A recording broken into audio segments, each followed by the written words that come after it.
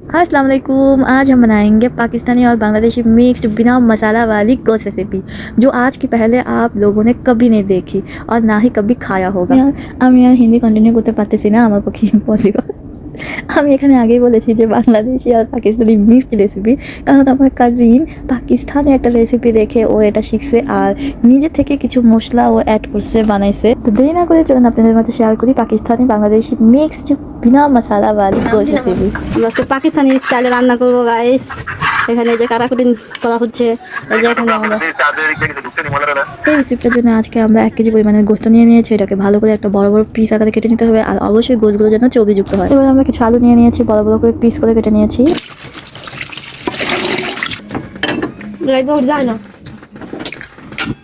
আমরা এটা প্রেশার কুকারে রান্না করবো আজকে, কারণ প্রেশার কুকারে রান্না করলে একদম ইজিলি তাড়াতাড়ি হয়। আচ্ছা, মশলা বাটা, পেঁয়াজ, টমেটো, লেবু, সিক্রেট মশলা, টক দইটা ডিপে সংরক্ষণ করে রাখছিল।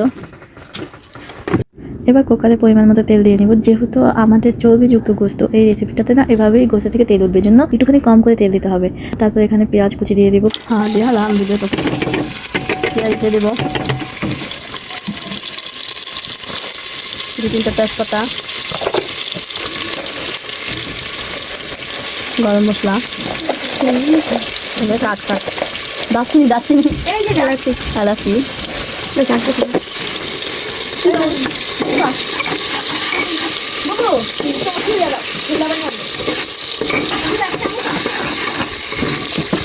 পেঁয়াজটা লাল হতে হতে দিকে আমরা গরু গোস্ত দিয়ে নিচ্ছি।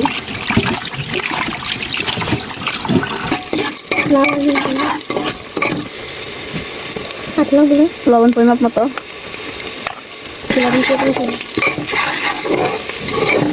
এটা কিন্তু একটা টিপস। আগে যদি আপনারা লবণ দেন তাহলে পেঁয়াজ তাড়াতাড়ি ভাজা হবে না, আর এখন যদি এরকম হালকা হালকা ব্রাউন কালার হলে লবণ দিলে তাহলে দেখেন পেঁয়াজটা তাড়াতাড়ি সব মশলাটা ভাব চলে আসবে। দেখছেন কি সুন্দর একটা কালার চলে আসছে। এখন এই পর্যায়ে আমরা এই যে পেঁয়াজ, ধনে পাতা আর কিছু কাঁচামরিচ, এই যে আমার কাজিনের অ্যাড করা এই মশলাটা, ও এটা আলাদা করে নিজের আইডিয়া থেকে মিক্স করেছে, মানে অ্যাড করেছে পাকিস্তানের রেসিপিটার সাথে বাংলাদেশে একটা ভাব নিয়ে আসছে। এদিকে দেখছেন দুধ মাটির যেহেতু, এই জন্য আমাদের এখানে মসজিদ থেকে মাইকিং করা হচ্ছে। দেশগ্রামে আলাদা, আমাদের দেশগ্রামে আলাদা একটা শান্তি, বুঝছেন, শহরের সেই শান্তিটা নেয়। হলো যে জিরা বাটা, গরম মশলা বাটা, আচ্ছা, আদা বাটা সব একসাথে।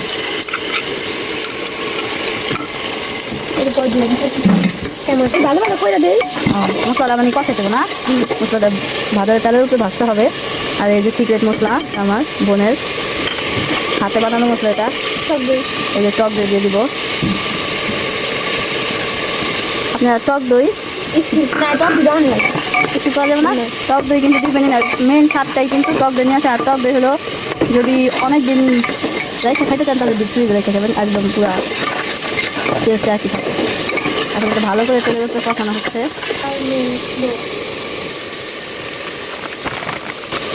এই পর্যায়ে আমরা এখন 2 চামচ পাউডার মিল্ক দিয়ে দিব, গুঁড়া দুধ এটা। আচ্ছা, 3 চামচ দিতে হবে।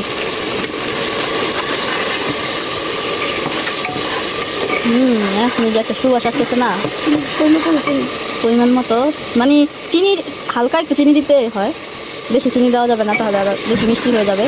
2 চামচ পরিমাণ আমি এখানে চিনি দিচ্ছি। ভালো করে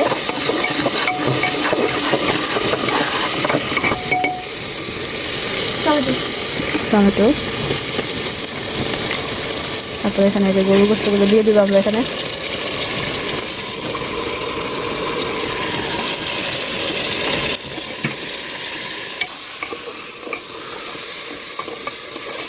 সবগুলো মশলা কষানোর পরে গরু গোস্তটা দেওয়ার পরে এখানে ভালো করে কষিয়ে নিতে হবে, মানে একদম ভাজা ভাজা টাইপের একটা যখন তেল আসে না, একদম যে দেখেন বলকা তেল আসতেছে, তখন ওই টাইমে আবার আমরা বড় করে যে আলুগুলো কেটে রেখেছিলাম সেই আলুগুলো দিয়ে দেবো। এই পর্যায়ে এখন আলু আর গোস্ত একসাথে কষাবো।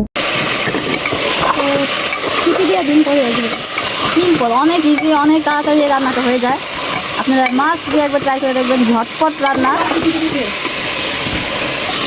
যেমন তো স্বাদেও মজা, খাইতে ভেরি টেস্ট, তার মধ্যে অনেক ইজিলি হয়ে যায়। মেহমান আসলে আপনারা যে কোনো টাইমে, মানে শুধু মাংস সিদ্ধ হতে যতটুকু সময় লাগে, বাকি আর তো কোনো ঝামেলা নেই। একটা শাহি শাহি ভাব আসবে।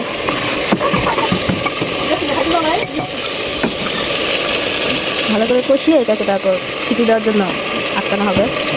এখানে পানিতে দিয়ে দিতে, এখানে 1 কেজি পরিমাণের গরুর গোস্ত, 1 কেজি গোস্তের জন্য আমরা যে পরিমাপ দিচ্ছি সব পারফেক্ট। আপনারা এবার যতটুকু বেশি রাঁধবেন তার ডাবল দিবেন মশলা। এটা হলো জিরা ফাঁকি, পানি দিয়ে দিতে হবে খারাপ।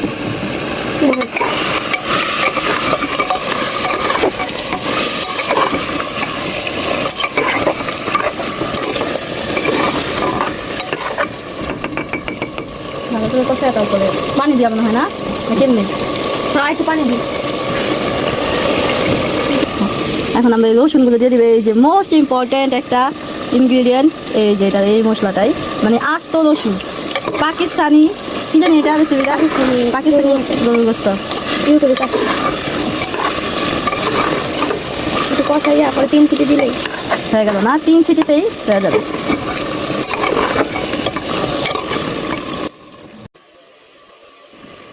পানি দিয়ে 3 সিটি দিলেই এই যে পরিমাণ মতো পানি দিয়ে দেবেন। লাগাচাড়া দিন চিনি এই পর্যায়ে আপনারা লবণটা চেক করে নেবেন। লবণ ঠিক আছে। যদি ঠিক না থাকে তাহলে একটু দিয়ে নেবেন। দিয়ে দেয় অনেক সামান্য, আমাদের একটু লাগবে তাই দিয়ে দিচ্ছি। এই যে দেখেন অলরেডি বলক চলে আসছে। এই যে আমরা এখন এটাকে কাঁচামরিচ আটকে দিল প্রেশার কুকারে, বাস। আর আঁচটাকে এই হাই ফ্লেমে থাকবো। গোস্তটা ভালো মতো কষানোর পরে এবার হালকা একটু পরিমাণ মতো পানি দিয়ে এই কুকারটাকে ভালো করে বন্ধ করে দিতে হবে। আর অবশ্যই আপনারা চুলার ফ্লেমটা মিডিয়াম আঁচে রাখবেন। 3 সিটির মধ্যে আমার এই গোস্ত রান্না করা রেডি হয়ে যাবে।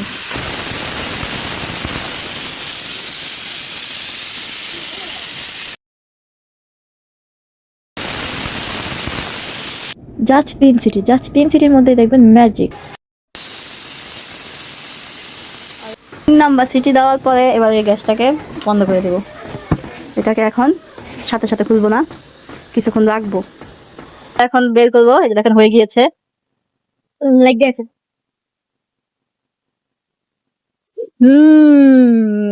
দারুণ সুগন্ধ। এই যে দেখেন, দেখছেন কালার।